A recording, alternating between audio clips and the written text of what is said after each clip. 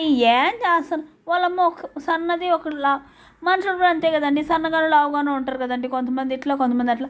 కానీ ఎప్పుడు లావుగా ఉండే వాళ్ళని సన్నగా వాళ్ళతో కంపేర్ చేస్తారండి. ఇలా ఉండొచ్చు కదా, అలా ఇలా ఉండేదానికి మనుషులు ఒకేలా పుట్టించేయచ్చు కదా, ఇది డిఫరెంట్ డిఫరెంట్. దేవుడికి తెలియదు మనుషులకు తెలుస్తుందా? అందుకనేసే అండి నేను కొంచెం న్యాయం చేద్దామనేసి అన్ని కాయలు కట్ చేసి కూర వండేస్తే మనకి ఏదైనా సమన్యాయంగా ఉండాలండి. రూల్ మిస్ అయితే మనం అస్సలు ఒప్పుకోం. Rule is rule, rule for all. మీరైతే ఏం చెప్తారు? అట్లా కామెంట్స్ చెప్పచ్చు కదా.